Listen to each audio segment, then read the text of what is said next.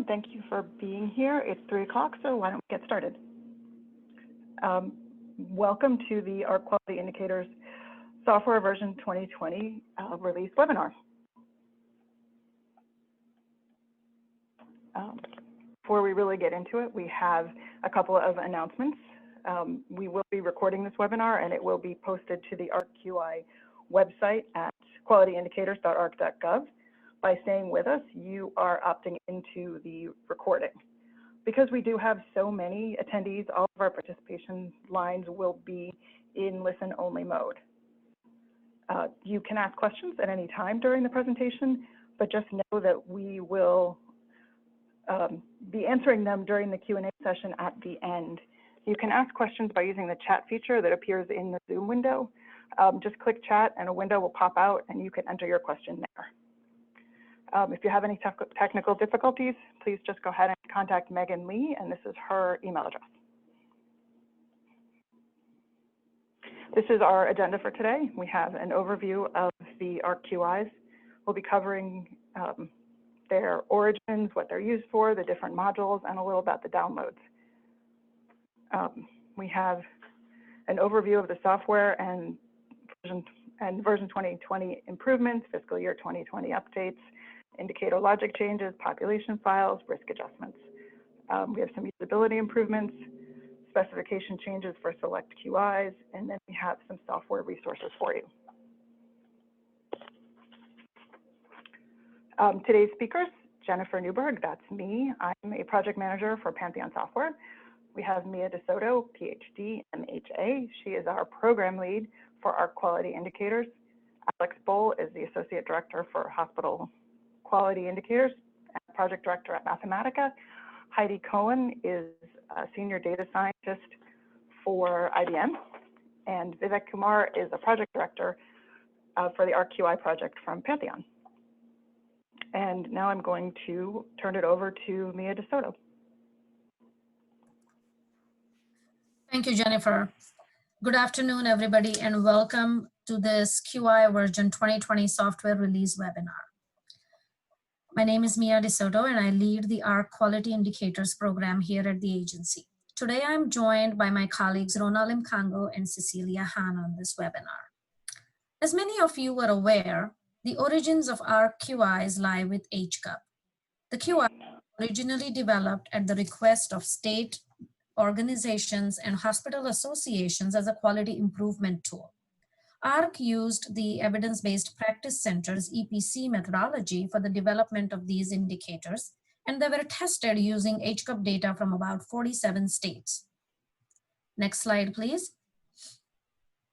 Since their early development, the QIs have come a long way and have evolved to become measures of healthcare quality, as they have been revised to include risk adjustment, POA, and reference population. The uses of AHRQIs are multiple and varied. They're used for quality improvement and monitoring. They're also used for research, needs assessment, and for planning at local, state, and national levels. They're used in hospital and community quality improvement initiatives. They're used for public reporting to reward favorable outcomes and encourage changes in hospital behavior. Sometimes the QIs are also used for performance-based payment programs.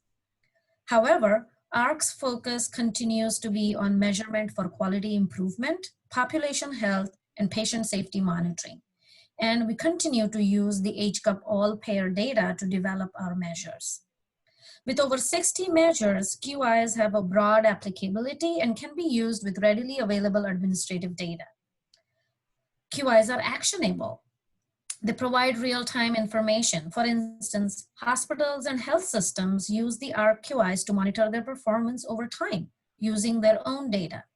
The results can be used to motivate, guide, and evaluate performance improvement initiatives. Users can dissect the indicator results and relate them back to individual records, allowing them to distinguish data quality issues from actual quality problems. Next slide, please. What are the hallmarks of AHRQIs? What makes AHRQIs unique are the two important hallmarks of our program, which are continuous quality improvement and transparency. On an annual basis, the QI program undertakes various activities to assess refinements and evaluate the scientific acceptability of the QIs. We conduct reviews of research evidence, rigorous empirical testing. We review changes to administrative data, coding, and guidelines. We review measure enhancements and refinements that come to us via literature reviews and environmental scans. We also often convene technical expert panels and work groups to provide recommendations. And last, but certainly not the least, we also take into account user feedback and suggestions for refinements that we receive through our technical assistance query line. Annually, the QI program goes to great lengths to maintain transparency.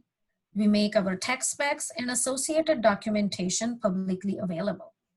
The software is open source and is improved over time based on public and private input. For more information on the history of our QIs, as well as the origins and hallmarks, please visit our website. Next slide, please. Next slide. Currently, the QIs represent 4 different areas that address inpatient care, patient safety, prevention, and pediatric care. PQIs, our prevention quality indicators, are reported at county level. They are population-based measures rather than hospital-based measures. Our PQIs are conditions for which access to high-quality and well-coordinated ambulatory care can potentially prevent the need for hospitalization, or for which early intervention can prevent complications or more severe disease.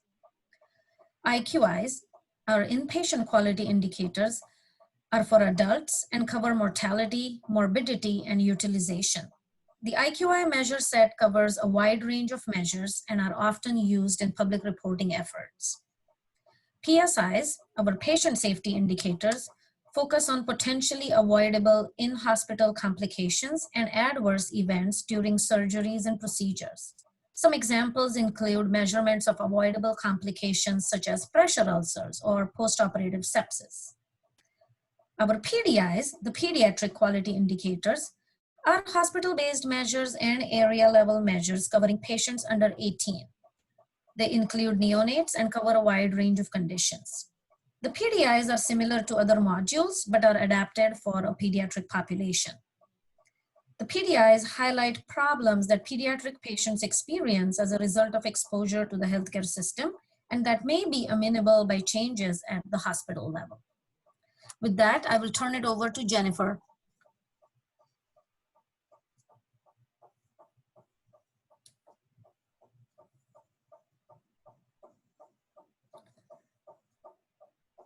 These are some of the resources that are available for the RQIs, as mentioned. Yes, thank you, Mia. Sorry about that.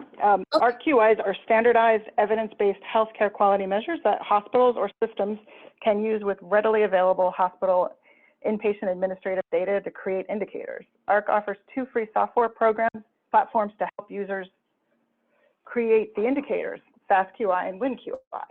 The software input or the quality indicator results can be used to highlight potential quality concerns, identify areas that need further study and investigation, and track changes in quality over time. As needs and refinements are identified, the programs and technical specs are updated and posted annually. Version 2020 is also risk adjusted, just as it was in 2019.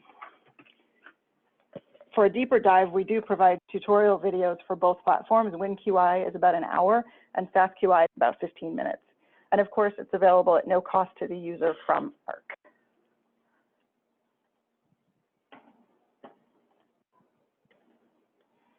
AHRQ. Both of our programs, FastQI and WinQI, launched on July 31st. And FastQI will have separate packages available for each module to download, or you can download the full package that contains all of the modules. WinQI is a single installer package that you can download as well. And now I'm going to turn it over to Alex Bull.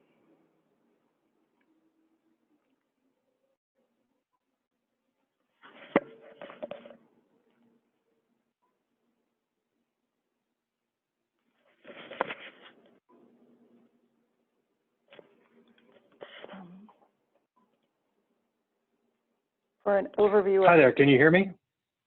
Yes, please go ahead. Okay, sorry.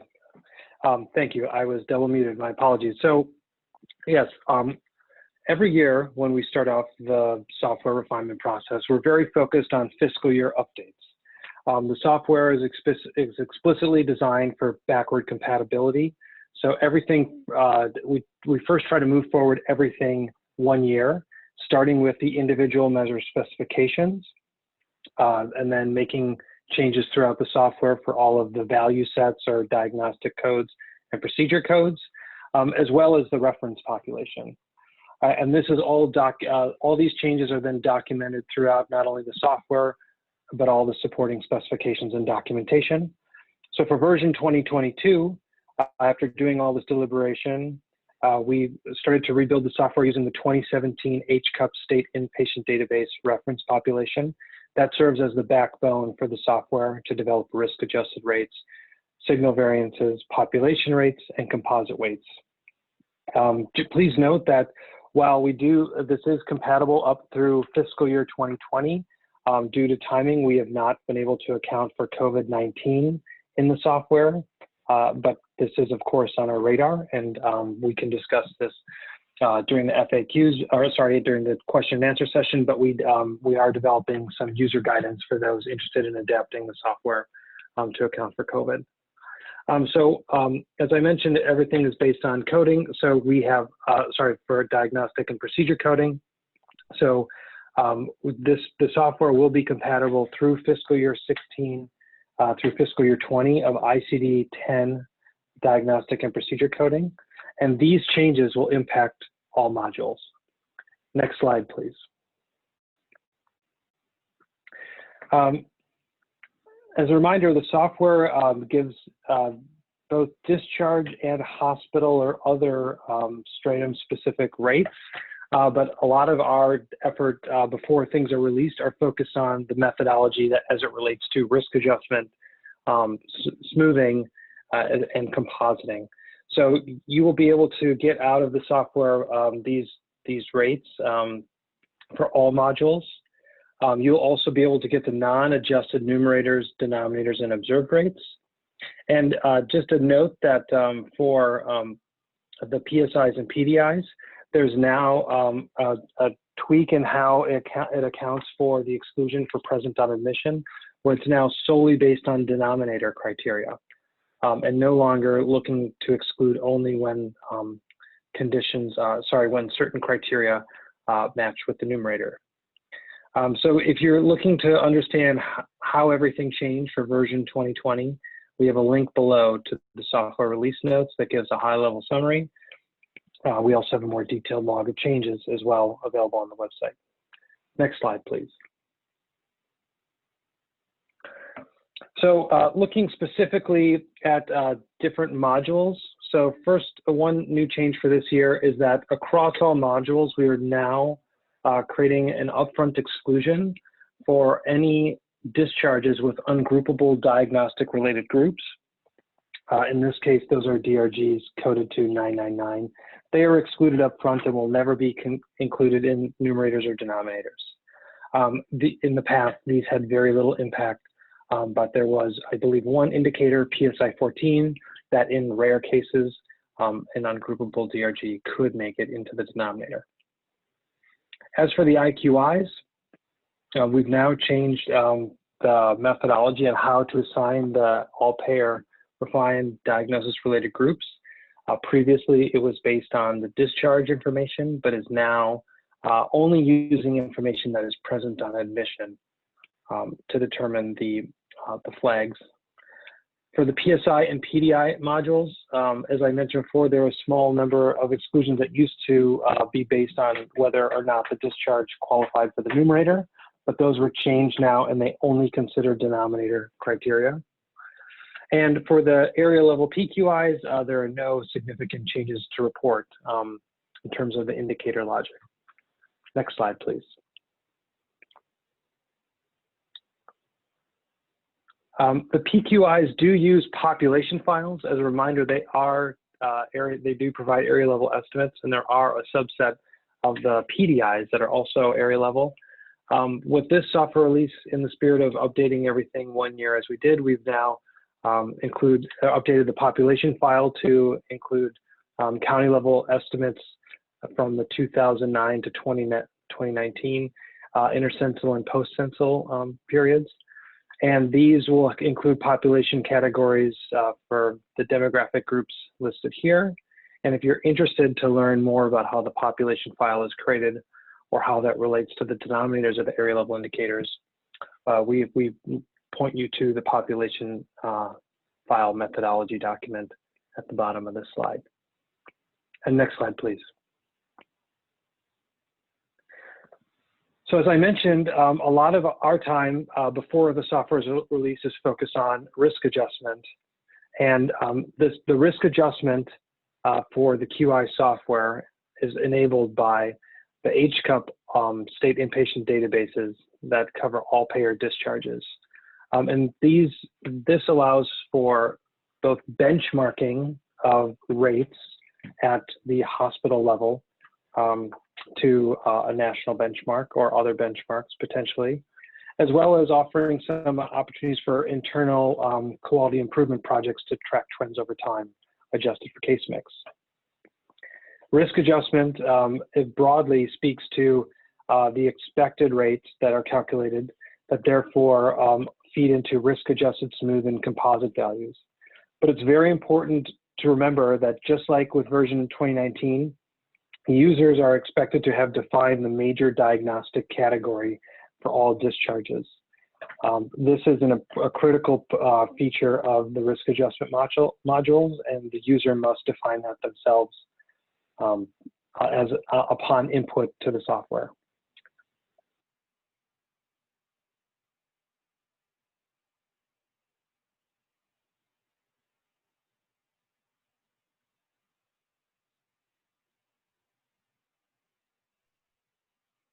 Alex, we lost your audio.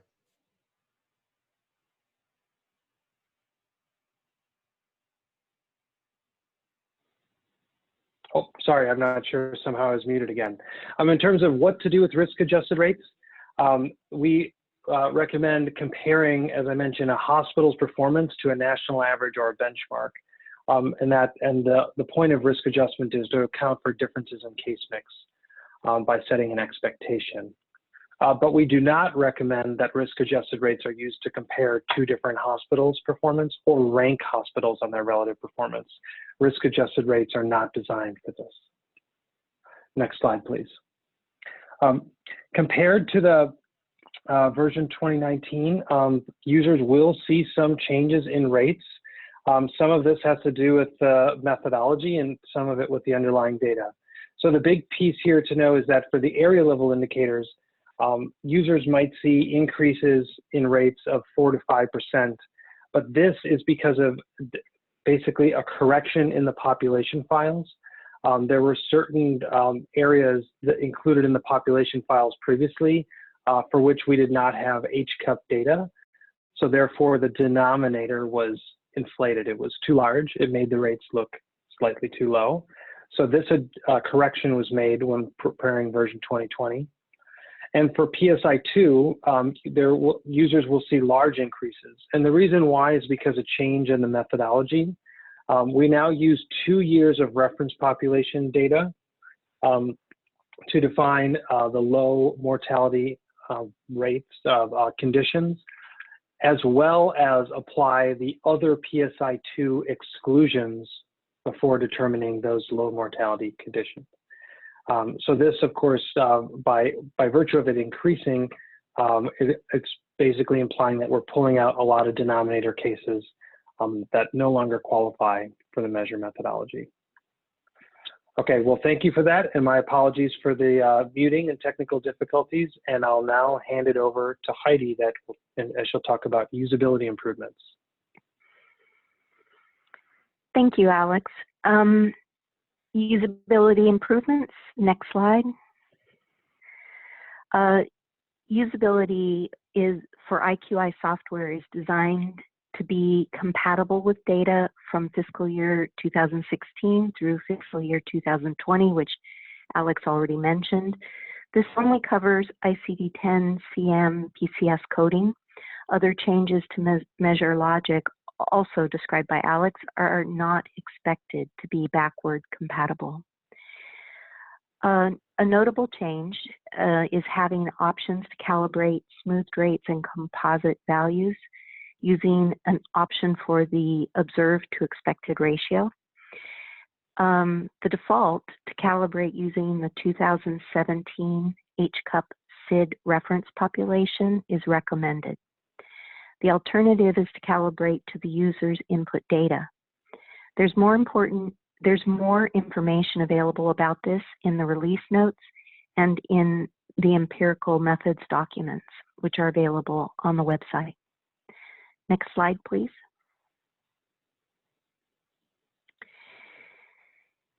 User suggestions help improve the QIs and are the result of responses to TA requests.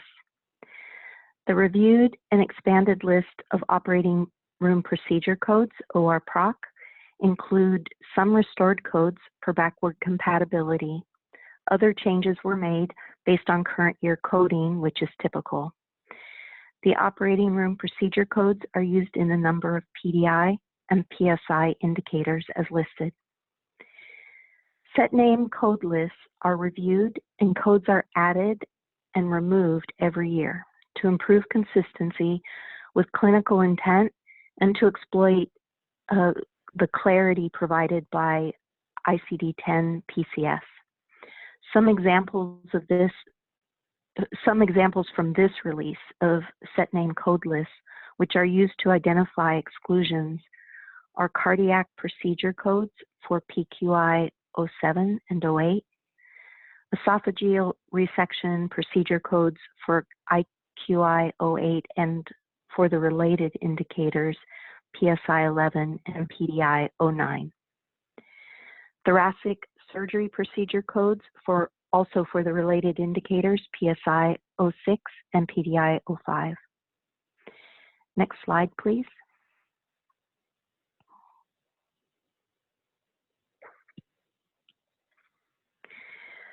The indicator name of some some QIs were changed to clarify the intent of the indicator. For example, PSI 15 is now abdominopelvic accidental puncture or laceration rate. There are also some new set name code lists in this release. New denominator exclusion criteria is provided by these diagnosis code examples. Pressure ulcer stage or deep tissue injury. This is a new distinct denominator exclusion based on a related numerator set name.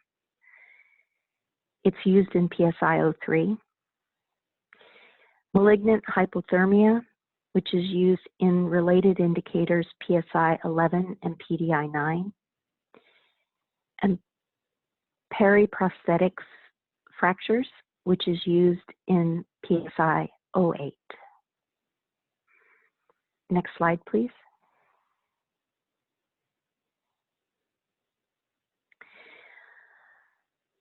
Other changes were considered for this year, which may still be included in future releases. The following refinements were tested but not implemented.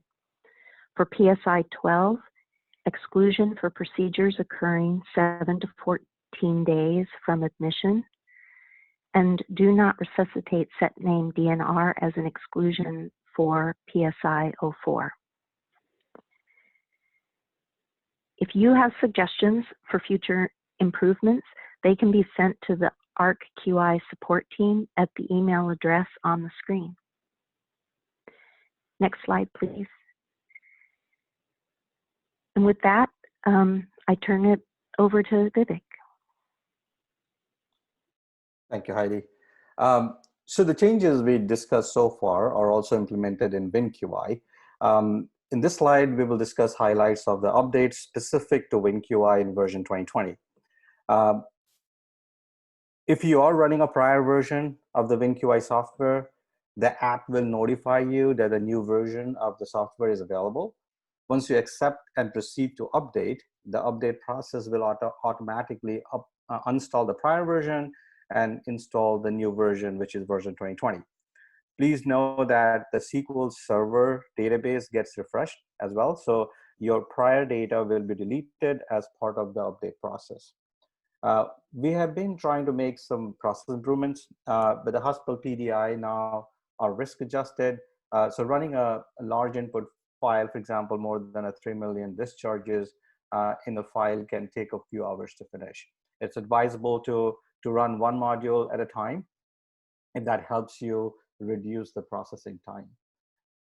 So as discussed before, as Heidi talked about it, in version 2020, users can now switch between using the O to E ratio of the reference population or the ratio from their own population. So this option is also added in WinQI, and it's available in both hospital level and area level reports in the configuration screens for them. So when you check it, it means that you're using the reference population based OE ratio. If you uncheck it, then it means that you're using your own population based OE ratio. In version 2020, on all screens, labels where a displayed provider are now updated to display hospital to represent the intent accurately. Since 2020 includes risk adjustment, both hospital and area level reports are risk adjusted and include observed, expected, reference population, risk adjusted, and smoothed rate, and WinQI as well. Based on our understanding through technical assistance, many users now use the automation feature in WinQI. We recommend you make use of this feature to create schedule runs of the software by using command line utilities. Detailed instructions on how to use automation in WinQI are available in the software instruction document. Starting with 2020, we have added visual cues on the top right corner of WinQI screen to improve the notifications for software updates. So going forward, if AHRQ releases another updates in the future, a notification will appear on the screen for you to easily review it and update the software. We also wanted to confirm that there were no changes made to the data structure of the input file, so your existing formatting and mapping file that you've been using will work seamlessly. Next slide, please. Next slide. So the next slides are some of the highlights of the indicator changes. So next.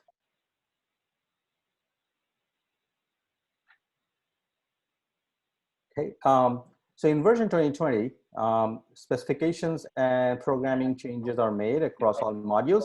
These changes go through many iterations of detailed deliberation and assessment process with clinicians and expert coders before incorporating into AHRQ. These changes are updated in the changelog document and are also available on the website. The location of each module is listed on the slide for your reference. Next slide, please. So although the change log document provides you a full log of all indicator level changes, today we will go through a few of them in my presentation.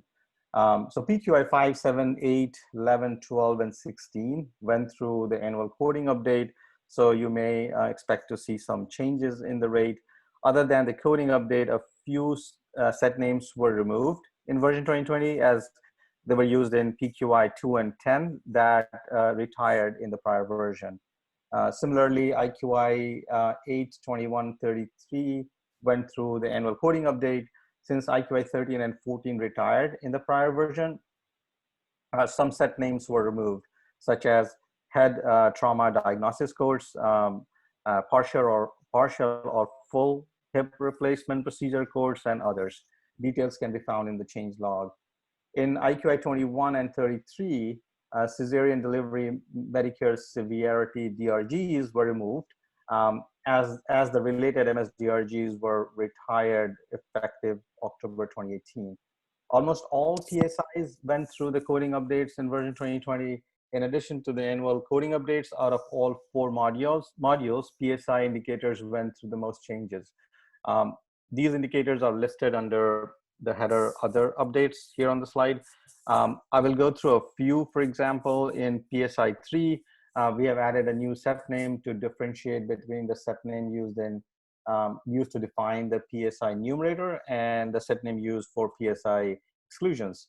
In PSI 4, for example, we added the GI hemorrhage stratum exclusion of a secondary diagnosis code for esophageal varus with bleeding.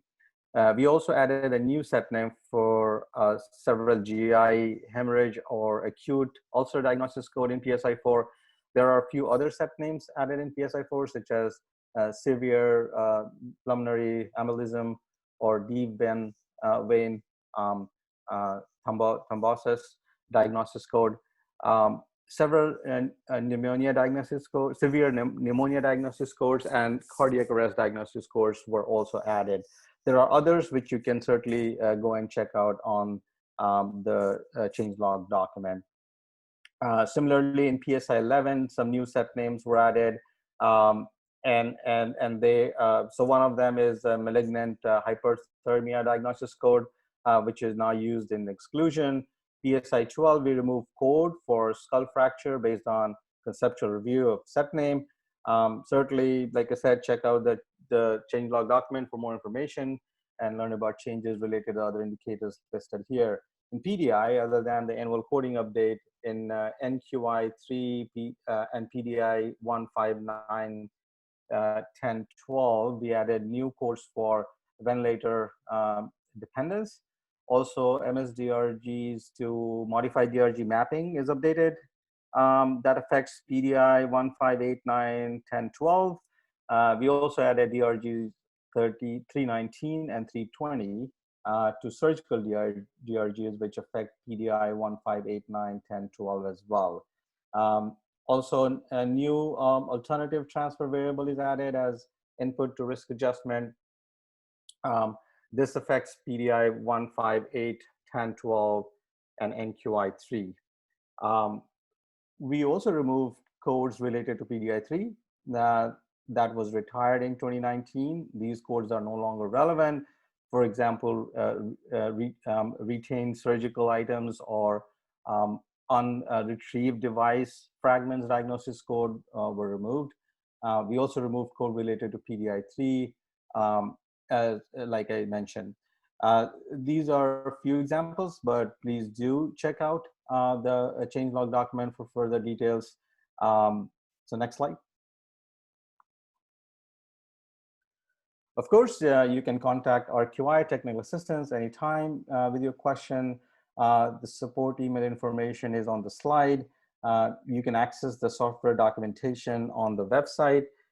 You can also go to the FAQ page to see FAQs related to version 2020 updates. Next. Yeah, so I'm gonna hand it over to Jennifer, and I think we are ready to start our Q&A discussion. Yeah, thank you, Vivek. We are ready to take some Q&A. I see we already have a few that came in. If you'd like to add another one, you can submit your questions using the chat feature in the edge of the webinar window. Just click on chat and a window will pop out. You can enter your questions there. And sort of as you're typing, only the moderators will be able to see it there. And just as a quick reminder, we have so many people on this webinar that everyone is in listen-only mode, so questions have to be sent that way so we get them. Okay, so our first question is for Rona, and the question is, how is COVID-19 impacting our QI software? I'm hoping you can hear me. Yes. So as Alex mentioned earlier, the version 2020 QI software do not include COVID-19 diagnosis or COVID-19 procedure codes in its algorithm. So it does not. So it doesn't have any exclusion criteria for COVID, or is it included in the risk adjustment?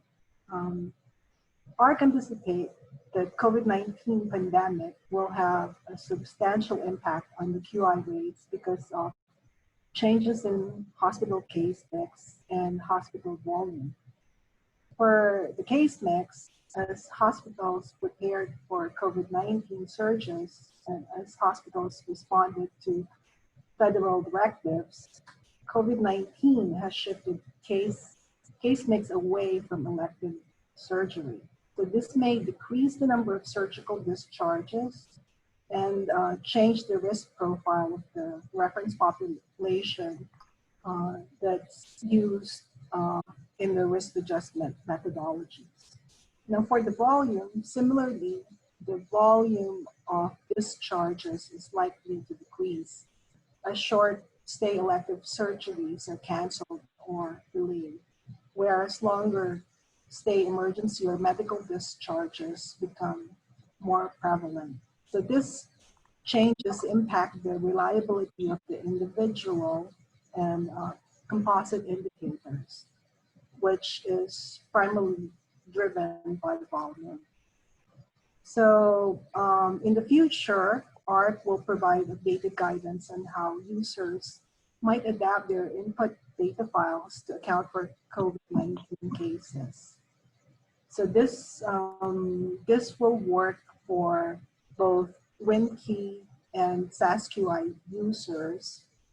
AHRQ also plans to provide documentation to assist users in directly modifying the SASQI code to exclude discharges with COVID-19 if they desire to do it this way. Thank you, Jennifer. Okay. Thank you. And Ron, I'm afraid you're up again for question number 2. Why is our QI still using 2019 formats for comorbidity programs while 2020 is already out? Oh, so the AHRQ comorbidity software is used in the PSI risk adjustment. So the development of the QI software, as you may know, takes several months. And during the time of development, specifically when in the risk adjustment stage, the comorbidity software, the latest comorbidity software was not available. So, so we had to use the previous version. Thank you, Jennifer. Okay, thank you very much. And we have another question. This one is for Alex. The data that you used, 2017, is dated. Is there a way to bring that closer in the future to at least a year from our current year, or is the delay related to population data as well?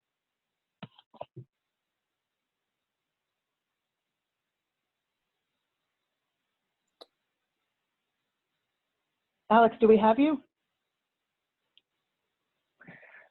Sorry, for whatever reason, I keep getting muted and I cannot unmute myself, so my apologies. But yes, you have me, and the answer is that the QIs are designed for all payer data. The HCAP data in which the QIs are based, they receive information from states and related organizations such as hospital associations that provide data to AHRQ on a periodic basis, sometimes quarter, sometimes annually.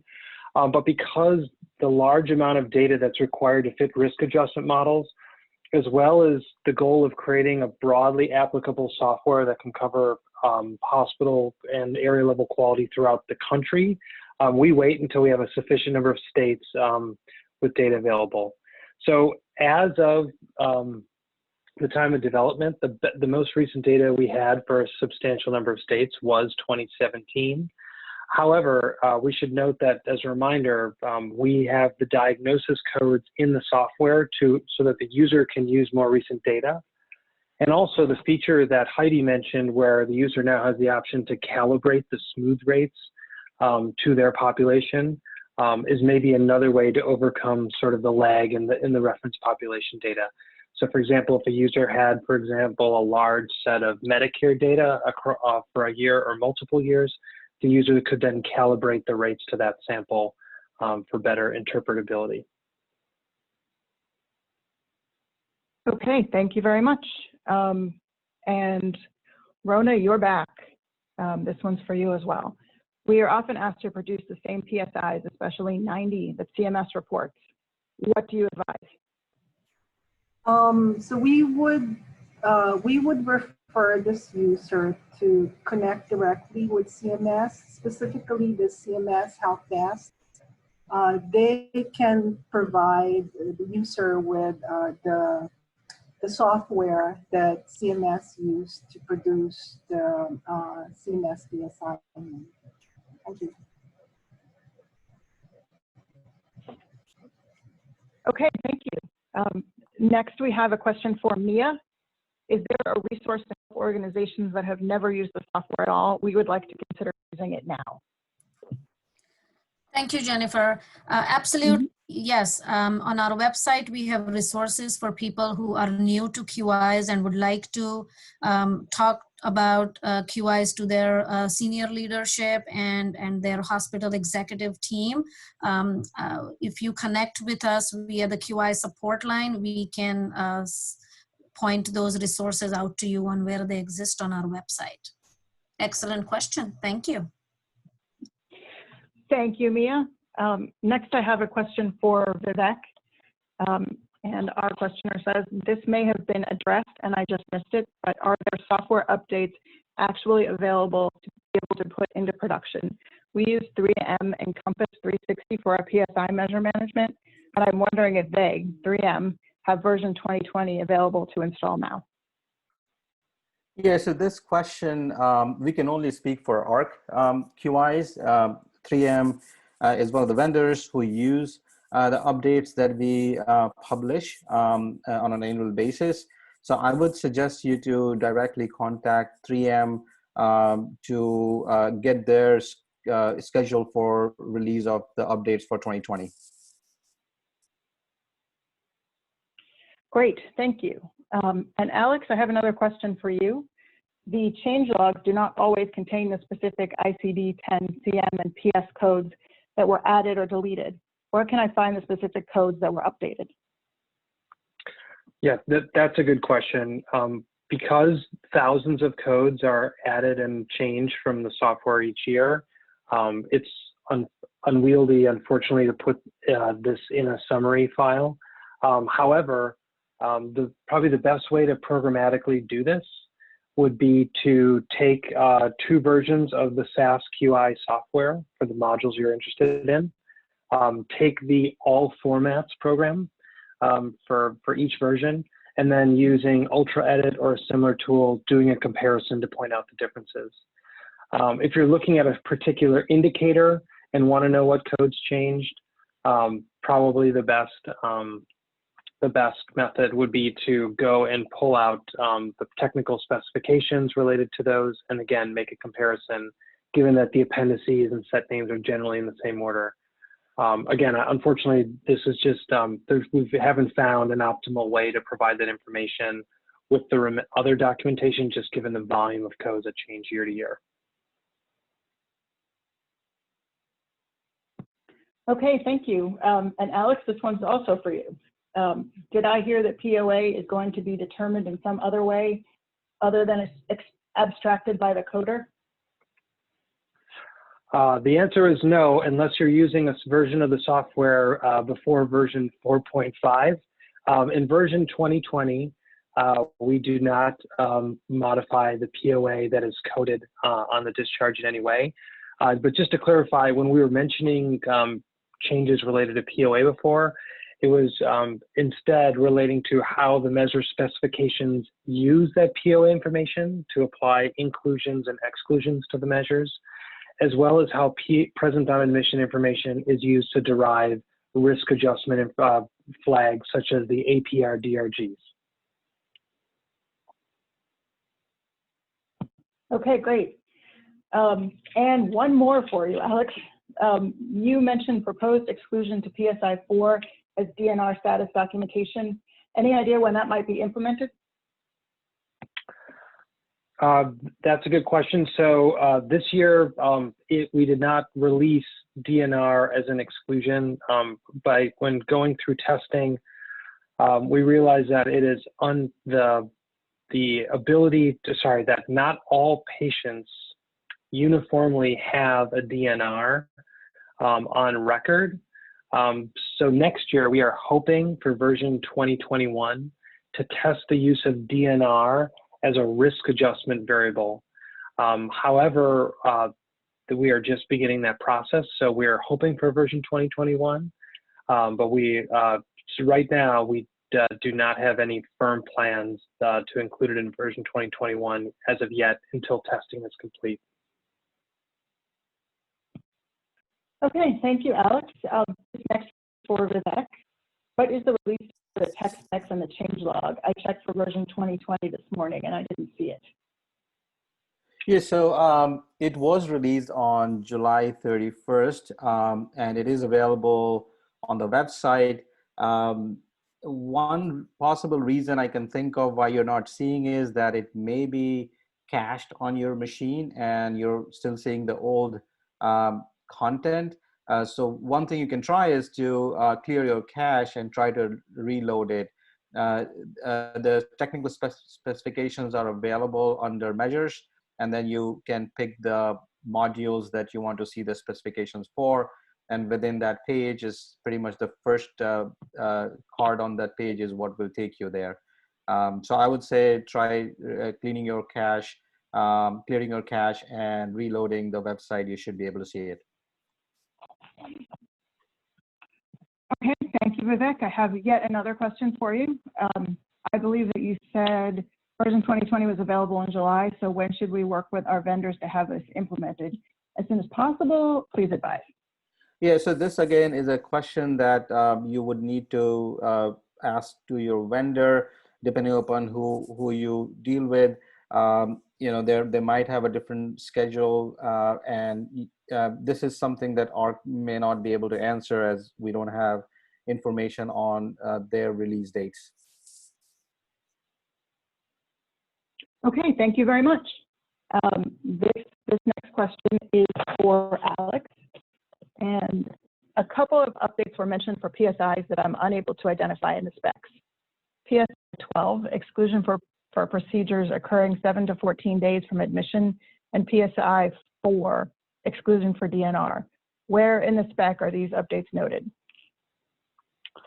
So my apologies that you scoured the specs for these, but these are not in the specs. These are examples of refinements that we tested during our annual process, but they were not included in version 2020. So each year we test roughly 10 to 20 refinements. Only a subset make it into the software. But we wanted to call these out today because these stem from user feedback.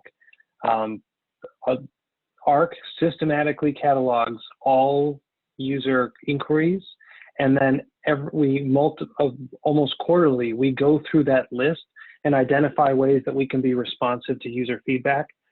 So this was just a way to indicate that we're listening, and we really appreciate all the questions and feedback sent to the help desk. Thank you. And I have another question for you, Alex. The version 2020 software SaaS uses OW ratio to adjust the expected rate. Users have the option to use the OE ratio from the reference population or from their own data. What's the rationale behind adding the OE adjustment to the expected rate? Got it. This is a great question. So this in general gets at, is derived from the statistical concept of calibration. So observed is, of course, a rate that's observed. So it's in the data, we see that, for example, we can imagine that PSI 3 has a rate in the population of 1 over 1,000. And the expected is how many we would expect based on the characteristics of the data that the user puts into the software. So you could imagine that that prediction might be different from observed, and at times that difference is what the user wants to study. For example, and that difference between the observed to expected rate represents something potentially quality performance or other factors that the hospital might view as the opportunity for improvement. However, certain users, such as users with more recent data or larger data sets, they might see differences between observed to expected in their population. And if they want to calibrate, you can do this by basically then using this factor and adjusting the expected rate to match the observed rate. So that the point is to calibrate to the user's population. It depends on use. We only recommend that calibration, that optional calibration for users that have a clear intent of why they're using it and with a large sample size. Okay, thank you very much. And Alex, one more time. For version 2019 SAS, the risk adjustment feature was optional and came to a separate SAS program. I'm sorry, came in a separate SAS program. For version 2020, is risk adjustment also an optional feature? We are only planning on needing to execute the PQI and PDI measure modules without a denominator. We're interested only in the numerator. Yes, so this, from a SAS perspective, this is always possible. So the way that the SAS program works is there are multiple programs. One is called All Measures, and the All Measures reads in discharge data, and at a discharge level, it creates flags for whether the discharge met the numerator or denominator criteria. Typically, we call that the P flags. So for the PSIs, that would be the TPPS variables. And if it's a 1, it means that you're in the numerator. If it's a 0, it meant that you qualified for the denominator. So, so if you wanted, for this person's purposes, if you wanted to just identify numerator cases, for each module, you could just run the All Measures program, and you would get out a discharge level file that you could then feed into your analysis with the numerators. But then other users can continue on and execute the other programs that also do risk adjustment and provide hospital level risk adjusted or composite rates. Okay, great, thank you. This next one is for Rona, and the question is, have you heard from users having difficulty using COVID as a PDX and this impacting PSI recognition? Our PSIs do not seem to be triggered. Do you have any guidance for users? I'll answer shortly, and then I'll also let Alex say something about this. We have not.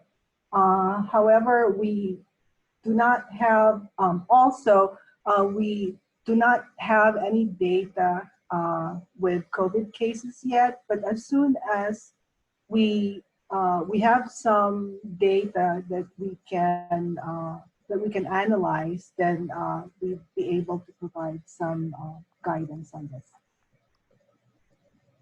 Alex? Yes, and yes, thank you, Rona. And so, and definitely the data-driven response will be more informative, and we will alert users to what we're seeing. But what this user is suggesting is not terribly surprising. First of all, many of the PSIs only consider surgical discharges. For example, PSI 13, postoperative sepsis. So of course, there are a subset of the PSIs where if someone has a COVID primary diagnosis, they would often be moved into a medical DRG, and therefore they would not be included in the denominator for many of those PSIs. Of course, then there are handfuls such as pressure ulcers, but oftentimes there, of course, each indicator has their own inclusion, exclusion. And so it's possible because of length of stay, because of transfer, and because of a variety of reasons that users are not seeing PSI denominators being triggered for COVID primary diagnosis cases. Okay, great. Thank you very much. We have another question. This one is for Vivek. And the question is, I'm sorry if I missed it, but are there any indicators being retired or old retired ones being brought back in 2020? No, so there is no new retirement in 2020, or none of the ones that retired in 2019 has been brought back here in 2020. So what's retired in 2019 has been retired, and no further retirements for this release. Okay, thank you. And Rebecca, I have another question for you. Will all cases beginning with July 2020 discharges be according to these new technical specs? Yes, so all cases that are recorded in fiscal year 2020 will be using the new technical specifications. That's correct. Certainly they are backward compatible. So if you are running a prior year data through 2020 software, that will still work, but certainly recommended to use the latest version for fiscal year 2020 data.